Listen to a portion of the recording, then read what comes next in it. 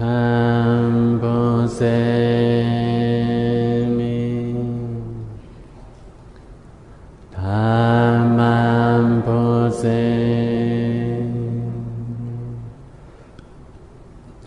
สังฆังปุเสมิเอาวานนะโมตัสสะสามปอกพร้อมกันนะโมตัสสะภะคะวะโตอะระหะโตสัมมาสัมพุทธัสสะนะโมตัสสะภะคะวะโตอะระหะโตสัมมาสัมพุทธัสสะนะโมตัสสะภะคะวะโตอะระหะโตสัมมาสัมพุทธัสสะพุทโธเมสิเสติทะตุธัมโมเมสิเสติทะตุสังโฆเมสิเสติทะตุพุทธะคุณโนอนันโตธัมมะคุณโนอนันโตสังฆะคุณโนอนันโตอาจาริยคุณโนอนันโตมาตาปิตุคุณโนอนันโตอิเมปัญจคุณังอหังวันทามิโอติคาโนติคากันโตพระเมียกันโตตราเมียกันโตสังฆาเมียตังกาอติรัตนาเมียเจ้าสามเปิงในเก่าขาตักมาเอาเฮ็ดที่เปิงเองเกลีเสตักพอยยกเอาขันธาหาปารูปนามตราโตใจเก่าขันให้อยู่ตันถึงพระเป็นเจ้าติคายาวตั้งแต่เอาข้าวยันในกว่าเมื่อต่อหอดถึงตั้งหึงมัน2 ชั่วโมงครึ่งเต็มในเก่าขาเตคัดเสเหตุกันตราสัมมาทาวิปัสสนาผลด่าออกลอดสัมสาราวัตโตคาหลงในตีคาแลอันหูเลยหันเป็นเมื่อพองยามป่นมานานโยเก่าคาไล่พิษแมนยาพระตราสังฆาสราปอมแม่สร้างกว่าเจมกา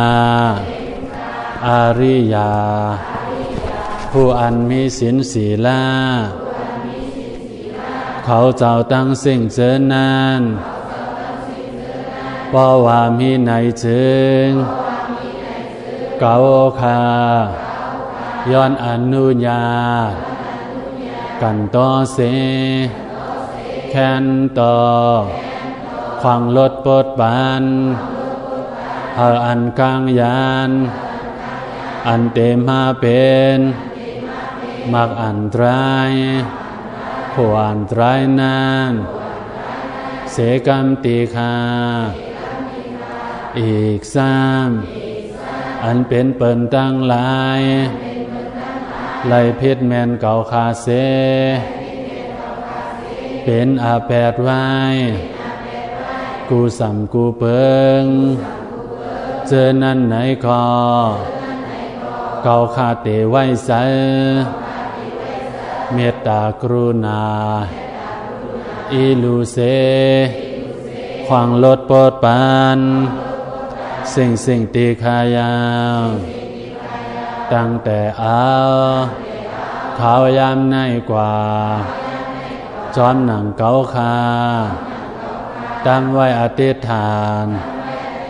ปฏิญญาณคอนเน้นคอนแห้งศรัทธาวิริยะสติสัมมาธิปัญญาอ่อนนาเสตากเตด้วยขันธ์หาเป็นรู้อยู่ในกติขันธาพุทธป่อเป็นมาเจิ้งหนังหือไหนก็เก่าคาเตอดเย็นขันติน้ำอ่ำสุดอ่ำโหนเสแลอันเตพุทธเป็นเย็นมามีปัสสนาญาณตราทุนในสามหามันเฮ็ดเกจูกุ้มจอยหูบไหลโสตาปฏิมาโสตาปฏิโภสกตากามิมาสกตากามิโภอนาคามิมาอนาคามิโภอรหัตตมาอรหัตตโภโลกุตรญาณปอมาตำกลางอกกลางใจในเสทบหันอายงเนกปานสืนาตันตาโจพองข้าวยามปฏิปาตสองโจมองเคืองเต็มในเสกรรมติคานอสาธุสาธุสาธุ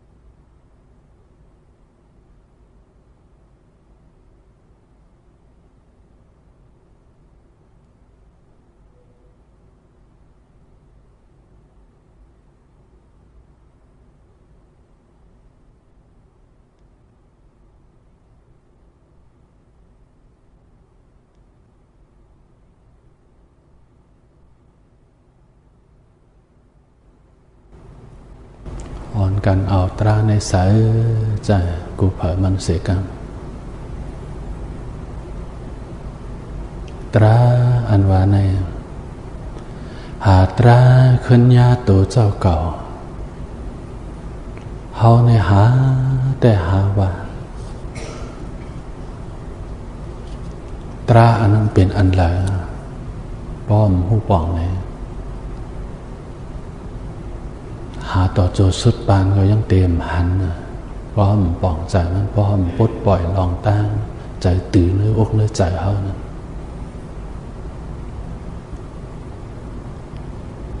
เมื่อนั้นเมื่อเจ้ายังตึกอ่อนนั่นไหนก็หากูตีกูตังตาว่าป่องใจตราเปลี่ยนรูนี่ใจเขาย้ำ5 ปี6 ปีเพราะป่องใจเป็นรูในก็มันก็เข้าใจได้กว่าง่ายๆเงียนปัญญาก็กี้มาติดก็ในลองปื้นฐานมันนั่นแต่เขาก็เอาล้มเข้าล้มออกก็ในอ่อนกันเอาตราในสายใจเมื่อล้มเข้ามาก็เฮาหูเมื่อล้มออกว่าก็เฮาหูเมื่อพ้องเขานะมันเสียดายเหตุการณ์ตราอยู่ในตัวเขาในเฮามันซื่อ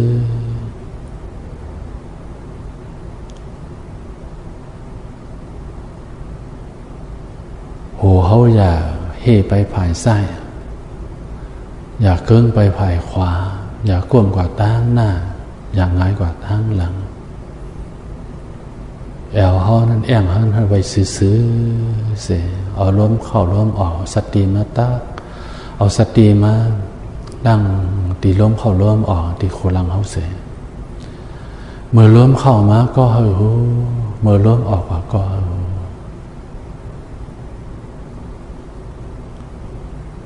เมื่อล้มเข้ายาวออกยาวในก็หูจังตีล้มเข้าล้มออกมังปอกมันล้มเข้าล้มออกมันปอดออกมันปอดนะก็หูจังมันก้วยเจอเลยย่ามเอาตีป้องแวบในก็กว่าตีป้องแวบนั่นนะปอดตอนเจอในเฮ็ดจะเฮนิ่มร้อนดอนเจอในบนดาเฮ็ดจะเฮนิ่มเสเฮสมถะในปอดตีเนื้ออกเนื้อใจเฮาก่อนเฮาจังได้ย่างก้าวสู่วิปัสสนา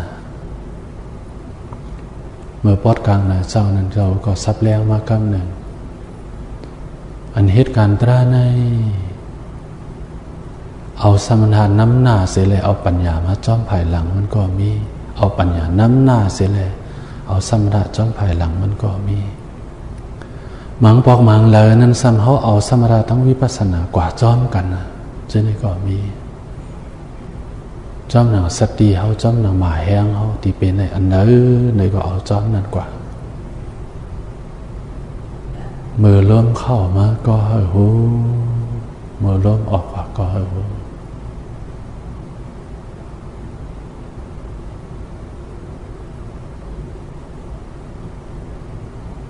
บนดาเจิญมาเหม่อนั่นแน่เขาก็ยังไปว่าไล่ลีแหละแต่ตียางเก้าสุดตีเนื้อล้มเข้าเริ่มออกยังเอายังไปว่าไล่มังกำเข้ามามันก็ว่าออกมังกำออกก็ว่าเข้าอยู่นั่นมันง่ายนะบนดาเจิญมาเหม่อนั่นเมื่อล้มเข้ามาอ่อนตานั่นเนี่ยนับเนื้อ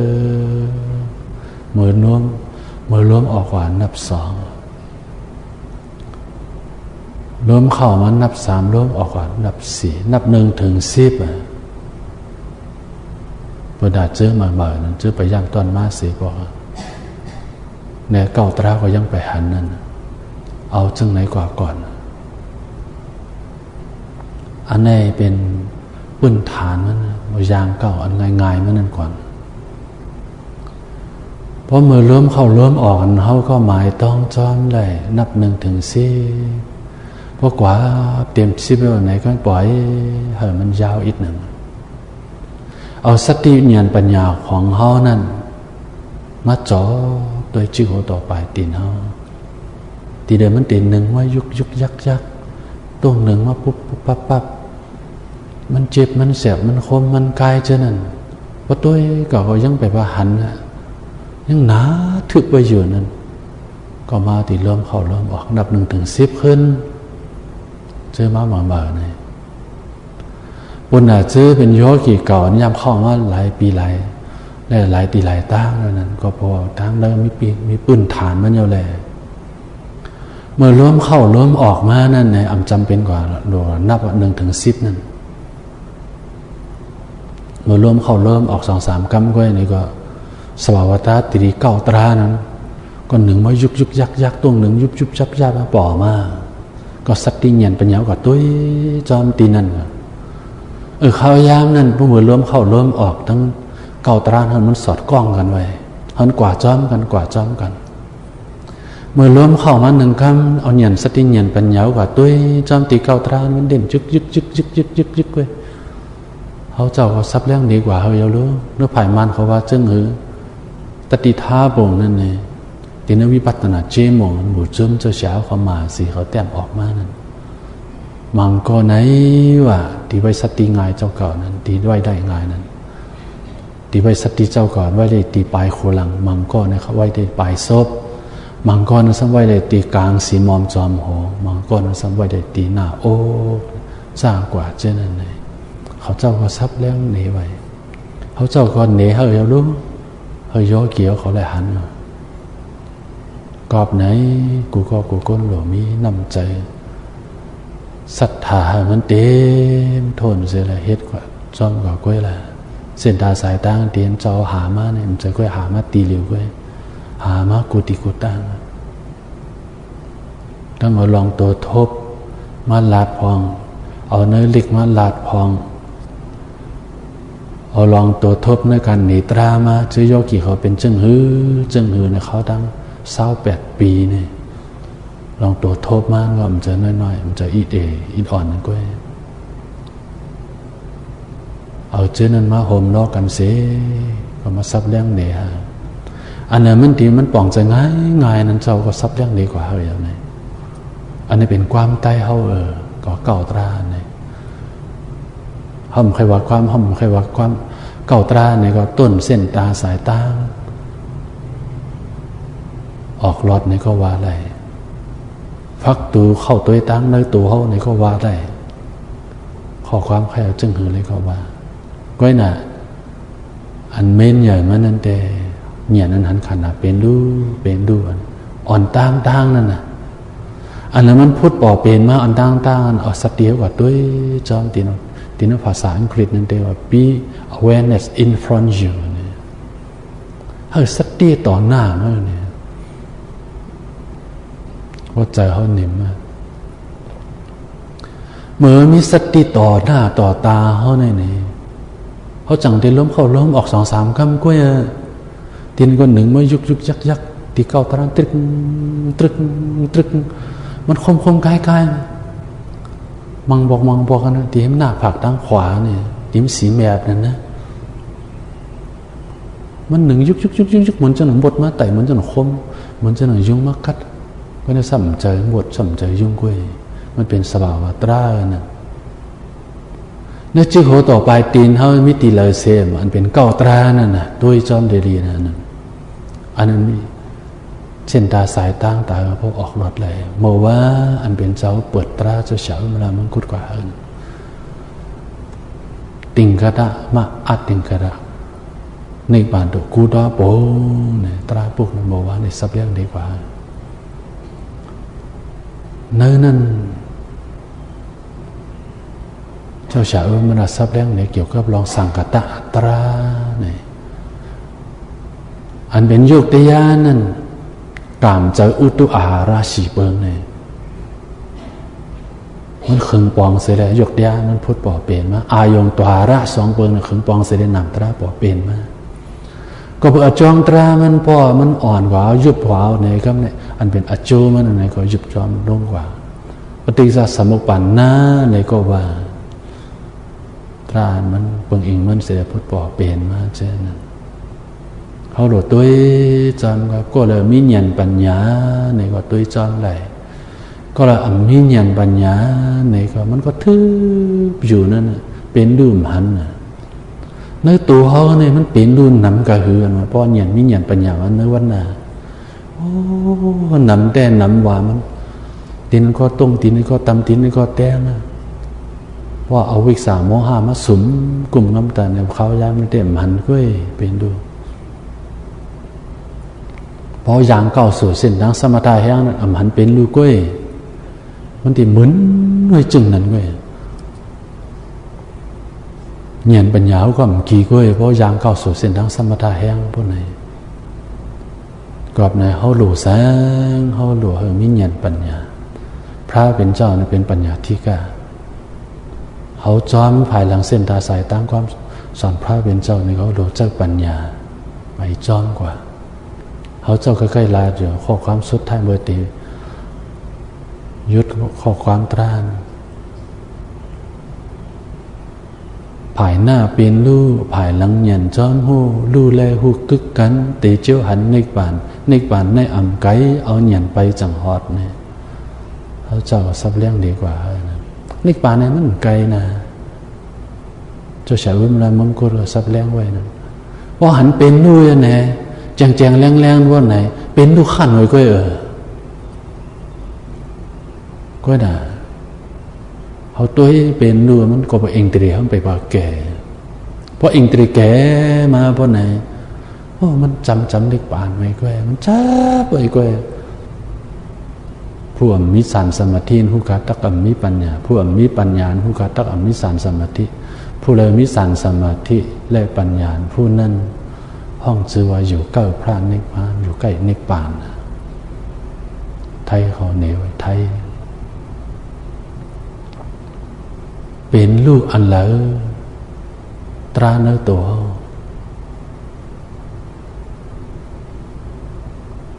พอเขามีศรัทธา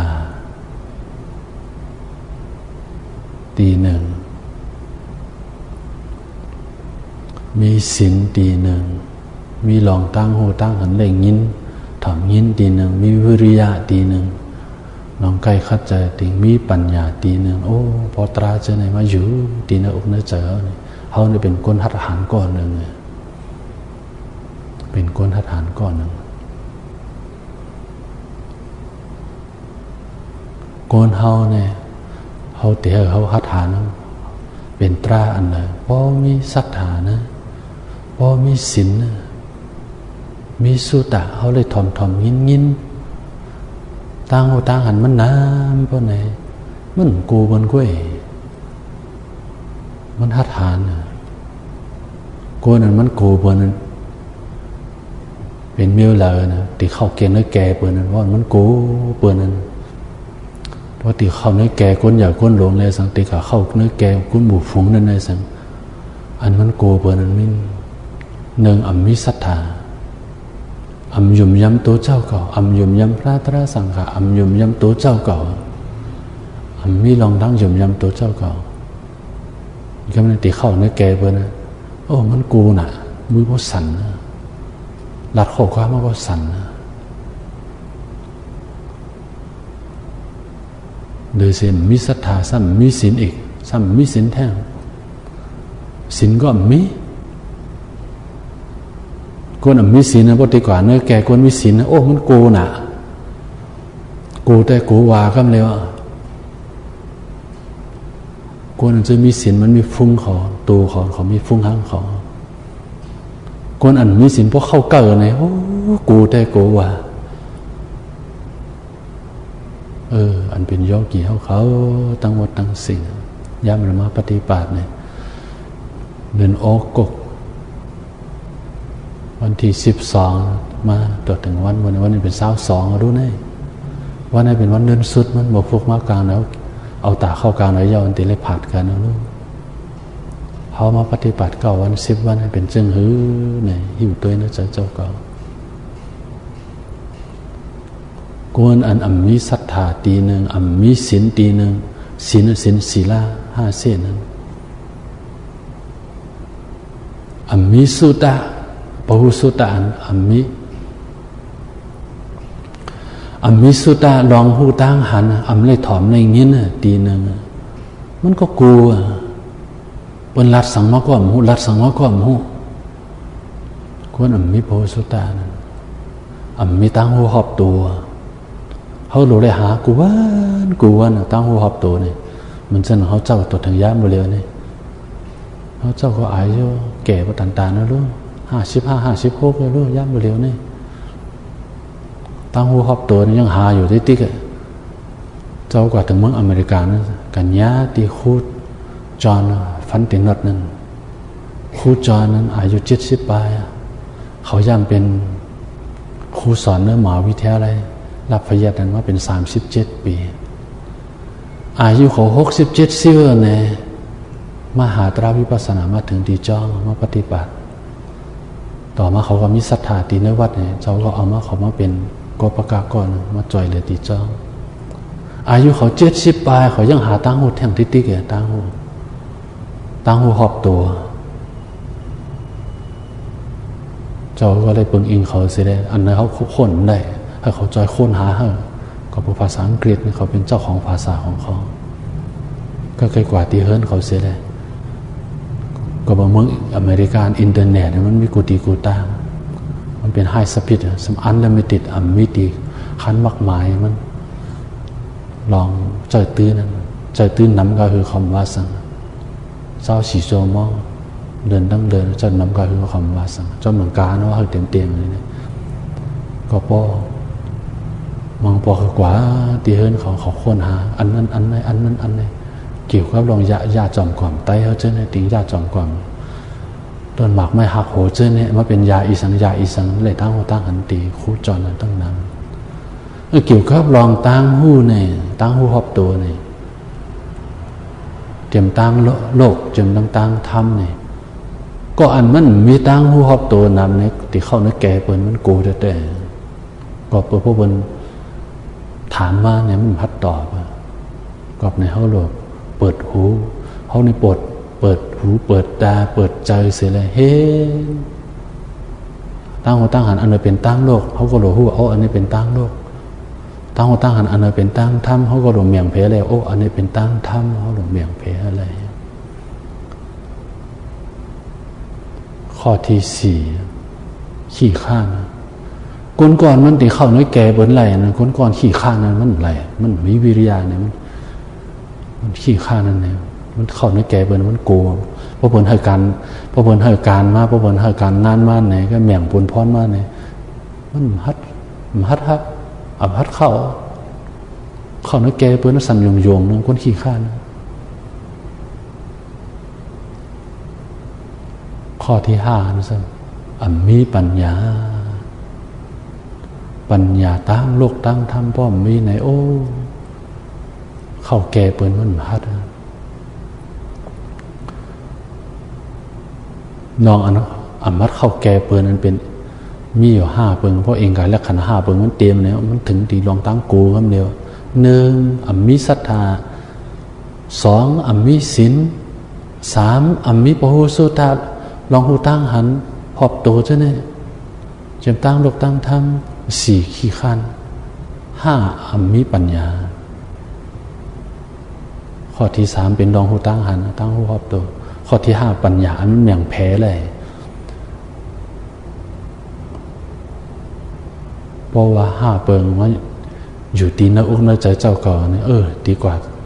เขาในแกงหมูฟุ้งก้นอมาดนะครับเพราะว่าเขา1มีศีล1มีศรัทธา2มีศีล3มีตั้งหูตั้งหันปหุสุตะได้ถอมในยินน้ำ4เป็นก้นใกล้คัดเจอ5มีปัญญาหอบผู้เจียมตั้งโลกตั้งธรรมพวกนี้เป็นก้นฮัดก้นหานเขาเนื้อแก่เปิ้นนี่ก็เป็นวิอุอายสายเงาอยู่เนื้อแก่กลางเปิ้นเขาหลุดแต่โยกีเขามาปฏิบัติตราใช่ไหมเหมือนเจ้าหนึ่งถ่อมตรากับกูวันใช่ไหมอันเจ้าเหนือกว่าเนี่ยเขาตัวอย่างถึงขันหาเป็นรูนี่เป็นเม้นเป็นลักมันก็ยังดีอ้ามแต่เจ้าวายอยู่อย่างนั้นขันหาเป็นรูนี่เฮ็ดเฮ้ยเจ้าเขายางเก่าถึงมาติไหนปานภาวะมันแหลกลายขึ้นมาอย่างนั้นตัวอย่างขันหาเป็นรูมาในก็ยังมือไปพอป่องใจเป็นนู่นใจนั่นอย่างนี้มันตู้ไปมันเกีย ไว้สิป่องใจเป็นลุยเนี่ยก็ป่องใจตราที่เจ้าเมาหลงเนี่ยก็เนี่ยมันกี่มาก็ตัวปับลิกอันนั้นก็มันก็ป่องใจโคนพระติปิฎกัดด้วยนะปิฎกัดนี่ก็ป่องใจอันนั้นก็ป่องใจอันนี้ก็ป่องใจมันมาเข้ามันเป็นรุมรางมันมาตาหัวตาหันนั่นเจ้าจังบอกว่าเอาในเป็นรักมันนะเอาในเป็นรักมันนะเมื่อล้มเข้าล้มออกมาเสียเหนียนตุ้ยจอมตีเก่าตราหูในถ่อมตราเสียเลยเหนียนในตุ้ยจอมตรากว่าตุ้ยจอมเป็นลู่นี่อ้ามแต่เหนียนนั้นขันหาเป็นดูนี่พอหันตรามาจึงไหนนี่ก็ไม่รู้จังแต่หันพระเป็นเจ้านี่ผู้ละหันตราผู้นั้นจังแต่หันพระนะเพราะหันตราในหันพระก็เองตราอันละอันพระเป็นเจ้าโหรัดเนไว้อนิจจทุกขังอนัตตาเป็นลู่ๆอันนี้เมื่อที่เข้าสู่ในป่านกำเนิดสุดท้ายนั้นพระเป็นเจ้ายังพระโอวาทเป็นเจ้าหือหันดัดดานิภิกขเวอมันตยามิโววยธรรมสังหระอัปมาเดนะสัมปาติธาเนี่ยยังสั่งข้อความเป็นกำเนิดสุดนั่นยานเขาสังฆราชพตราเนี่ยมันกึมนะเขาพระเนี่ยปัญสติเจอสู่ลูกยานทั้งสิ่งอยู่ด้วย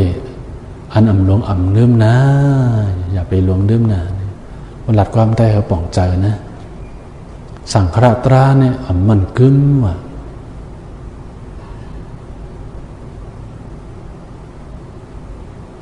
มันจางหมดรู้แล้ววยธรรมสังขราข้อความนั่นเองอันนั้นแตกหลายแตกแล้วรู้ย้ายกว่านะอันนั้นแตกย้ายรู้แล้วกว่าเจ้านั้นสังขราสะโพตราอันนั้นขึงปองเมมานั่นการใจอุตุอาหาราเจ้านั้นมันขึงปองมาเฮ็ดให้หยกเตียมันพูดป่อเปลี่ยนมามันเปลี่ยนมาเยอะมันจะอะไรว่าเตมาอยู่ไว้ต่อโจสุดปานพอจองเตียมันรู้แล้วกว่าอโจเตียมันรู้แล้วกว่าก็มีทั้งเป็นทั้งรู้ก็พระเป็นเจ้าก่อนที่เข้าสู่นิพพานนั้นกำเนิดสุดข้อความมันเป็นกำเนิดสุดท้ายตัวหูหันถึงอย่าไปลืมอย่าไปลงเนิ่มให้เตรียมพร้อมด้วยลองอันลงลืมตัวหูหันถึงอันเป็นสังขารสัพพตรามันผลเป็นดูมันจางหมดรู้แล้วนั่นตัวซ้อมอันไหนเนี่ยเหมือนเจ้าหนึ่งเป็นเขามาปฏิบัติย่ามโมเรียนในตัวรู้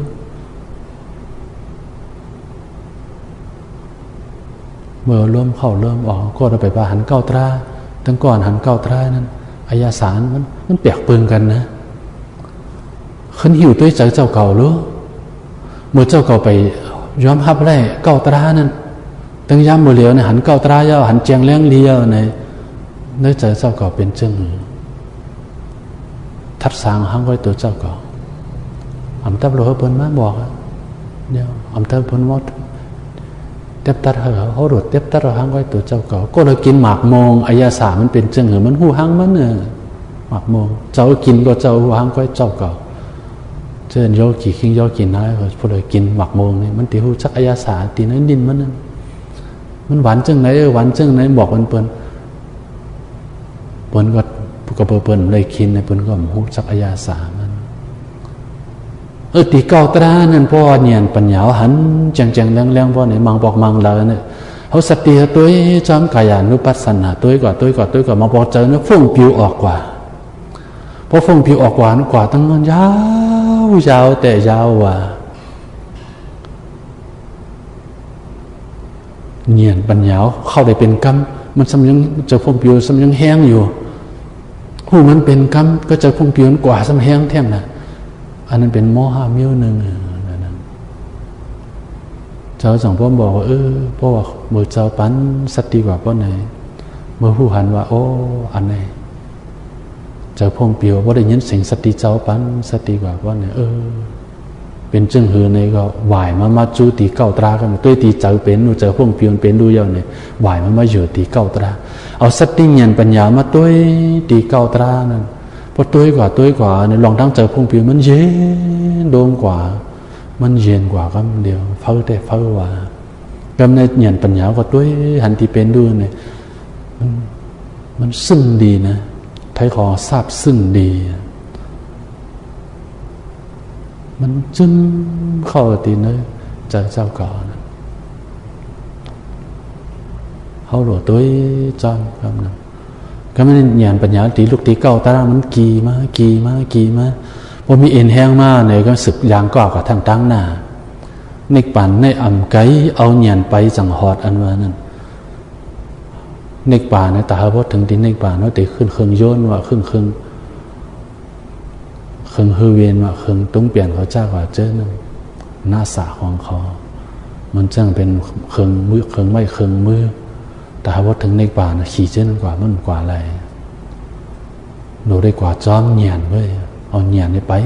กว่าไปเป็นกำยางเขาหันเป็นรูหนึ่งคำหยานปัญญายางได้กว่า1 9หันเป็นรู2คำหยานปัญญายางได้2 9หันเป็นรู10คำหยานปัญญายางได้10 ยาง 9หันเป็นรูปากคำในหยานปัญญายางได้ปากยาง 9กูยาง 9 ยาง 9 ยาง 9กว่า1 ยาง 9 2 ยาง 9 3 ยาง 9หยานนั้นขันนะเป็นรูกว่าติ๊กตัวปอมตีนกายตัวขิงยกเดียวปอมาก็เป็นแล้วลูกว่าหยานหูจ้ามันมาบอกเจอในปอมาเป็นแล้วลูกว่าหยานหูจ้ามันมาบอกเจอสักเจอเจ้าปอมาเป็นแล้วลูกว่าหยานหูจ้ามันหยานอันหันเป็นรูนั่นน่ะอันนั้นน่ะเป็นสังคตตราเจ้าเฉามาละมึงกุดว่าตาเตหะพอถึงอสังคตตรานั้นดูแลตัวตีสังคตตรากว่าก่อนเขาใกล้ๆลาดอยู่รู้ว่าโหแสงห้าวคำมังบอกอันเขาขายเฮ็ดตั้งดูตั้งเจนให้เป็นโขแสงห้าวคำไก่จู้เส้นดังมักโผล่ในป่าเขาว่าอยู่รู้ข้อว่ามันนั่นโขแสงห้าวคำนั่นมันเป็นความอุปมามันนะนี่พ่อเงียนปัญญาตัวจอมเป็นดูว่าตีก็แหละเหมือนจึงหนังเขายางจอมโขแสงห้าวคำนั้นห้าวคำอันว่านั้นอันตีไม่มันเป็นห้าวคำนั้นเหมือนจึงหนังมือได้จ้าตีห้าวเนี่ยยางกว่ายางติ๊กก็เลยมันยางจอมโขแสงห้าวคำเนี่ยมันตีเข้าสู่ถึงที่ในป่านั้นเงียนว่ายางจอมเป็นดูกว่าก็แล้วมันยางจอมโขแสงห้าวคำในกูปนทุกตีไก่ตัวมาเนี่ยเพราะตีมาแตกในอุปมาตั้งโลกไหนก็โอ้ก่อนได้ยางจอมในโขแสงตีว่าเป็นอันห้าวมันนี่ก็เป็นคำโอ้มีกามีขันแต่เนี่ยพอเป็นแตกในตั้งอุปมาตั้งโลกก็เงียนปัญญาก็แล้วมันตัวจำขันดาเป็นดูกว่าติ๊กว่าไหนก็นั่นนะ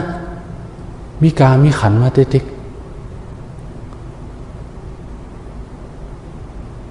ก็เปิดอีสามันมีกามีขันนั้นเบอร์กาเผาปวนนั้นผ่ายมาดังมากนั้นเนื้อใจเขานั้นกิเลสามันโอ้อันเลยป่อมากเลยก็มาสุกยุ่งเก้าอยู่ตีเนื้อหัวใจเขานั้นมันปอกกันก็ทิ้งเบิ้นพิษเบิ้นโม่เบิ้นกันในพวกเรามันมีตราบ้านไหนจังพ่อใจกิเลสาป่อมาตีเนื้อใจมันตัวเอาเย็นกว่าเหมือนจันน่ะโมว่าเจ้าซับเลี้ยงดีกว่าลองไว้วางจะซอดอาบาน7 เปิ้ลนั่น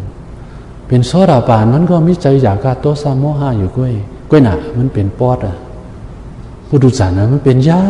วนะยาวแต่ยาวว่ะพอไปพอครบทบตรา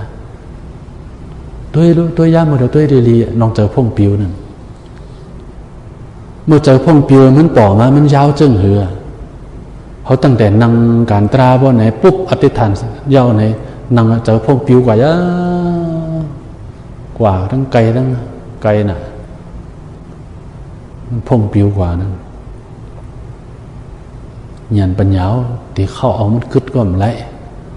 มันพงปิวปล่อยมันกว่าบางคำพูดมาเป็นคำก็น่ะจะแห้งเจอพงปิวมันแห้งน่ะมันกว่ามันเป็นยาวพอเป็นซอดาบานมากเนี่ยเจอพงปิวมันก็มีอยู่ก็น่ะมันเป็นปอดมันเป็นปอดมันเปียกปืนมันจึ้งไหนข้อที่2มันซับเลี้ยงในโมว่านะพอเป็นผู้ดุสันไหนพอจะกิเลสเจอเลยมันปอมาในก็มันเอายิ้มเย็นเลยมันยาวในปล่อยยาวไว้เข้าอะไรทั้งแก็บหนึ่งก้ามหันเป็นรูเนี่ยดีเนอร์เจอพงปิวเนี่ยมันเอายิ้มเย็นเลยซอดาปานมันเอายิ้มเย็นเลยนะพอปอมาโอ้อันนี้เป็นใจกิเลสลงไหนปอมันเนื้อหัวใจก็เนี่ยมันเอาสติญญาณมันตั้งเลยมันก็ตัวจำ เป็นอเนกสาทุกขาอนัตตาเพราะว่ามันมีแห้งเหยียนมันต้องนิ่มเย็นกว่าอะไรฉะนั้นอันนี้ก็แปลกปึงกันนะขึ้นถ่อมแทงตราบัวว่าเป็นเชิงหือเนี่ย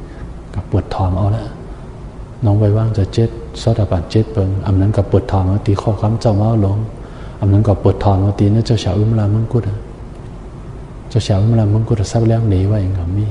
มันเจ้าอติกาเปิงลงมันเต้เขาเหตุการณ์ตรานี่เขาหลุดด้วยเจ้าสภาวะตราอันนั้นมันเป็นดูจนหนังสติเงียนปัญญาเขากว่าเขาได้บังคับมันอะไรจูมองในตั้งจูมองเขาได้ตัวยกเตียเป็นดูค่อยเนี่ยเขาบังคับมันก็อะไรมังคำสติมันตีกับตัวยจ้อมวยนะมังคำมันตีกับตัวยจ้อมใจมังคำมันตีกับตัวยจ้อมธรรมานุปัสสนาจ้อมหนังมันเป็นนะปล่อยมันเป็นนะปล่อยมันกว่าเขาบังคับมันก็อะไรก็บอกมันเป็นอนัตตะสภาวะกับนั้นเขาโดนมีสติเงียนปัญญาตัวยจ้อมไว้จิกหัวต่อปลายตีนเขาเนี่ยตั้งแต่ปลายตีนขึ้นไปถึงจิกโหตั้งแต่จิกโหจนลงมาถึงปลายตีนเขาโดดตัวขึ้นตัวลงตัวขึ้นตัวลงลูกตีตั้งขวากว่าตั้งซ้ายตัวเขาลูกตีตั้งซ้ายตัวเขามาตั้งขวาลูกตีตั้งหน้ากว่าตั้งหลังลูกตีตั้งหลังมาตั้งหน้าเขาโดดพึกตัวกว่ามือเขาตัวเป็นดูในหมดที่เข้าสู่มรรคผลมันตีมาตั้งแล้วเขายังไปปาวาเลยมันก็ลูกตีตั้งปลายตีนขึ้นนะมันก็บางคนสำลุกตั้งหรือในมันโล่งนะเอาตัวมันนาตีปนพรเขาเต็มหรือตัวเจ้าขนาดเป็นดูก็จิกหูต่อปลายตีนเฮ้เจ้าในสภาวะตราอันเลยปล่อมาเนี่ยก็มีสะโพกเปลี่ยนตั้งดูตีเก้าตรานั่นตัวจอมดีลูกตีนนั่นเสียมังกรล้มเข้าเริ่มออกเนี่ยตั้งล้มเข้าเริ่มออกเนี่ยก็มาสอดคล้องกันจนตั้งตีเก้าตราเพราะเงียนปัญญากีมาเนี่ยตีนั้นก็ปล่อมาตีนี้ก็ปล่อมาตีนี้ก็ปล่อมาตีนี้ก็ปล่อมาตีนี้ก็ดึงตีนี้ก็ตึดตีนี้ก็ตำตีนี้ก็แต้งมันเจ็บแสบคมกายสายเช่นอีสังปล่อมานี่ก็มีสะโพกเปลี่ยนตั้งดูกวยเมื่อย้ำมันเปลี่ยนดูเงียนตัวจอนภายหน้าเป็นลู่ภายหลังเงียนจอนหูจูพองเขาตัวกว่าติ๊กๆอ่ำกำหนึ่งก็กำหนึ่งมองปอกหนึ่งจูพองตัวเป็นด้วยมันก็เหมือนเจ้าหนังดูนั่นไต่ขึ้นนะตีตั้งไปเหมือนปรึ๊บเนี่ยขึ้นมาถึงที่หน้าอกเนี่ยหันเป็นมันสุดกว่าเป็นอะไรมั่งกว่าที่ป้อมยำหันเป็นสุดเนี่ยเจินอยู่ก็เก่ามานั่นนะหันมันก็นั่งอยู่ไว้ก็หน่ะเงียนก่อนหันเป็นสุดมันหันในป่านะข้าวยำนั้นมันหันเป็นดูข้าวยำหันเป็นดูนั่นเป็นวิปัสสนาญาณมันญาณอันหันเป็นดูสุดเสียเลยข้าวยำนั้นหันในป่านะข้าวยำนั้นโลกุตระญาณหันอายองในป่ามันหันเป็นดูวิปัสสนาญาณนั่งโลกุตระญาณมันแปลกเปิงกันจึงไหนปุณดาเพราะหันเป็นดูสุดมันจะปุณพรเขาก็มันเป็นปุณพรตราปุณพรธรรมะหน้าที่ปุณพรเขาเพราะหูจักเป็นดูเสียตุ้ยกว่าที่ก็กอมดันเนี่ยตีแล้วจิกหัวต่อไปตีนสภาวะตระอันเลยปล่อมานุสึกด้วยเป็นดูกว่าติภายหน้าเป็นลู่ภายหลังเงียนจอมหูลู่แลหูกึกกันเตเจียวหันในป่านในอ่ำไกเอาเงียนไปจังหอดอ่อนกันสึกด้วยตราขันธาเป็นลู่กว่ากูเผอมันสิกาตราเตขับพึงปันอยู่ตราเตอ่อนผ้าออกหลอดกว่าอยู่